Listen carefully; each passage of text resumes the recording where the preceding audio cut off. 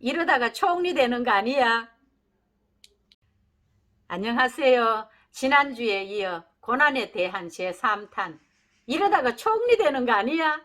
라는 주제로 여러분 찾아갑니다. 고난에는 분명한 하나님의 뜻이 있습니다. 고난은 우리가 살아가는데 가장 풀기 어려운 난제이기도 합니다. 왜 고난이 올까요?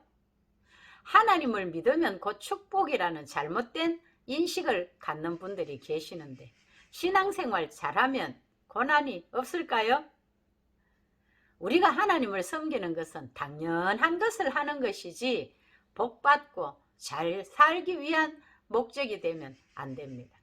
만물이 주에게서 나오고 주로 말미암고 주께로 돌아가기에 당연히 섬겨야 할 대상을 섬길 뿐입니다. 인간의 생사화복을 누가 주장합니까? 나 자신도 아니요, 우리 부모도 아니요. 나를 만세전에 택정하시고 어머니 배에서 나를 출생시키신 생사화복을 주장하시는 하나님이십니다. 하나님을 믿기만 하면 만사형통한 것이 아닙니다. 때로는 잘 믿을 때 더욱 큰 고난이 닥쳐오기도 하고, 때로는 여전히 죄악 가운데 빠져있기 때문에 하나님의 징계로 당하는 고난도 있고, 훈련하기 위한 고난도 있습니다. 고난의 원인은 다를지라도 그 고난을 통해 우리의 인생은 점점 성숙해져 가는 것입니다. 고난이 올 때 그 고난 앞에 더욱 겸비하여 하나님의 뜻을 알아가는 것이 중요합니다. 인간에게 고난과 고통이 없으면 좋을 것 같지요? 아무 걱정 없고 편하게만 사는 것이 행복이 아닙니다.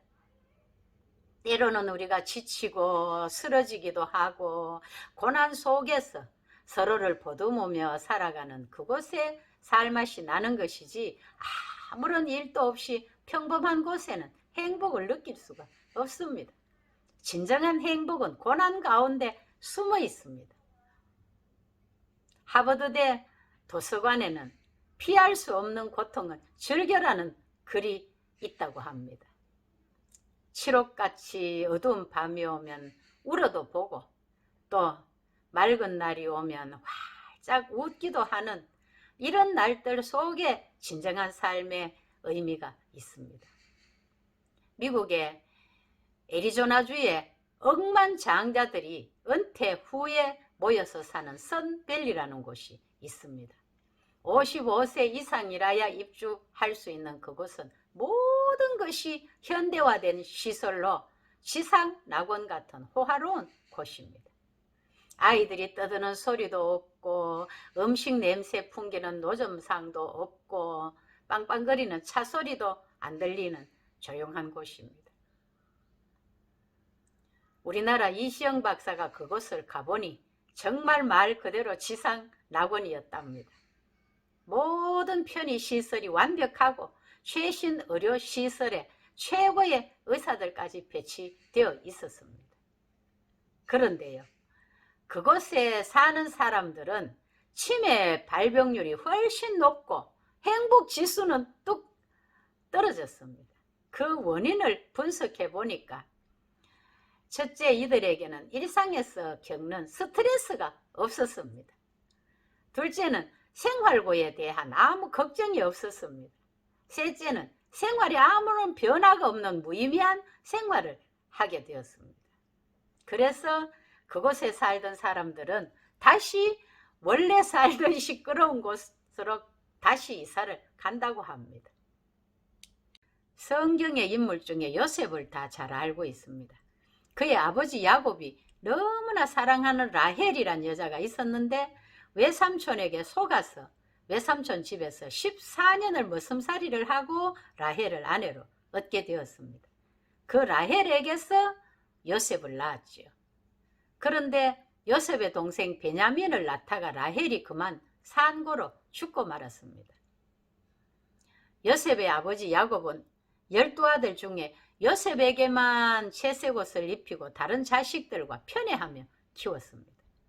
그것이 화근이 되어 배다른 형제들로부터 깊은 구덩이에 빠뜨려 죽을 뻔했는데 마침 애굽으로 가는 상인들이 지나가서 돈을 받고 이웃나라에 동생을 종으로 팔아버렸습니다.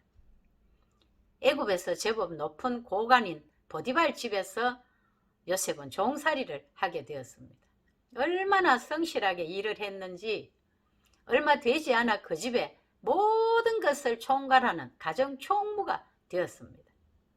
그러다가 주인의 아내로부터 유혹을 받게 되었습니다. 하루는 아무도 없는 집에서 보디발의 아내가 요셉에게 적극적으로 다가왔습니다. 한창 참 정욕이 왕성할 그런 시기임에도 불구하고 요셉은 겉옷까지 빼앗기면서 도망쳐 버렸습니다. 보디발의 아내는 증거물인 겉옷을 가지고 남편에게 거짓말을 해가지고 애매한 고난을 받고 요셉이 감옥에 갇혔습니다. 그랬던 요셉이 애굽의 총리가 되는 기적 같은 일이 일어난 것입니다. 그것을 두고 고난이 올 때 이러다가 총리 되는 거 아니야 하는 말이 나온 것입니다. 우리가 고난당할 때 하나님과 사람에 대한 자세가 중요합니다.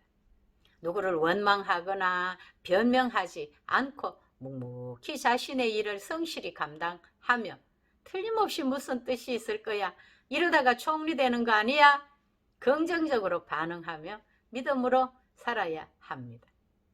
신앙생활은 고난으로부터 성장하고 축복은 고난을 통해 찾아옵니다. 고난은 위장하고 찾아오는 축복입니다. 형들로부터 배신당했고 주인의 아내로부터 억울한 누명을 쓰고 감옥까지 갇힌 요셉은 바로 왕의 꿈 해석을 통하여 애굽의 국무총리로 발탁되었습니다. 형들을 통해 팔려간 요셉이 애굽의 국무총리가 되어 7년 흉년에 굶어 죽게 된 원수 같은 형들과 형수 그 조카들 온 가족들을 다 살렸습니다. 요셉이 죽었다는 비보를 받고 슬픔의 엉어리를 품고 살았던 그 아버지는 요셉이 보낸 수레를 보고 기운이 살아났습니다. 야곱은 요셉이 자기를 태우려고 보낸 수레를 보고서야 기운이 소생한지라 조카도다, 내 아들 요셉이 지금까지 살아있으니 내가 죽기 전에 가서 그를 보리라. 창세기 45장 보면 참 감동이 됩니다. 고난에는 뜻이 있습니다. 이러다가 총리 되는 거 아니야? 고난 앞에 묵묵히 믿음으로 반응할 때 여러분의 고난은 빛나는 인생으로 역전될 것입니다. 잘 들어주셔서 감사합니다. 여러분에게 좋은 일이 일어납니다. 할렐루야.